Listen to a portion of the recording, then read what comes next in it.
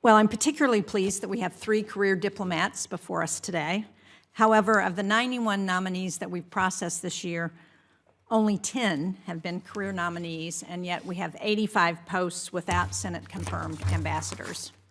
And we're seeing natural disasters, terrorist attacks, political instability grow around the world. And it's not in any American's interest to leave our embassies overseas without the appropriate leadership, so we need to do better. One of those vital posts is the Bureau of International Narcotics and Law Enforcement. INL works to help foreign police dismantle fentanyl labs, strengthen foreign courts to keep violent criminals from fleeing to the United States, and disrupt money laundering pipelines that fund gangs that threaten American neighborhoods. Mr. Weiland, I imagine that you would agree that these efforts are all in our national interest.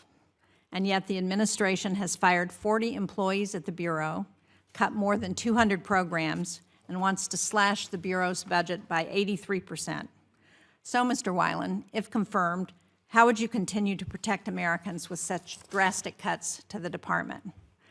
And is it Mr. Logerfo? I have the same concerns about the efforts that fall under the post that you're nominated for, the Counterterrorism Coordinator. I'm pleased we're considering a career public servant with a long track record for this critical post. Among other responsibilities, the Counterterrorism Coordinator's work includes training foreign partners to stop ISIS and al-Qaeda recruiting networks, cutting terror financing pipelines that try to enter U.S. financial systems, and tracking terrorist plots overseas before they target Americans at home.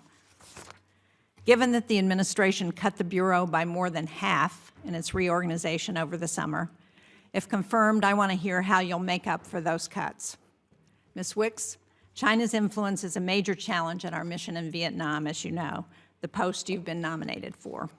I hope you will speak about how, if confirmed, you would work to expand semiconductor supply chains to reduce American dependence on China, and how you would counter Beijing's maritime coercion that threatens global shipping.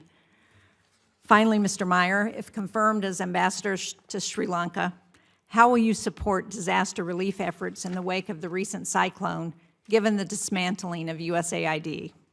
The United States' retreat from humanitarian and basic relief efforts not only leads to serious human consequences around the world, it creates a vacuum that China and others are not only eager to fill, but they've already begun to fill. On a related note, Mr. Chairman, as you know, I'm very concerned about the inability to deliver timely food and nutrition assistance globally. Congress has set expectations in the Food for Peace Act and in annual appropriations bills that sustain life-saving food assistance. But 14 of the 16 programs have been cut. And this gap has real strategic and political consequences, not just around the world, but for our farmers here at home, because food insecurity drives migration and conflict. These are serious challenges. I hope we can address them together on a bipartisan basis, and I look forward to hearing from our witnesses today. Thank you all.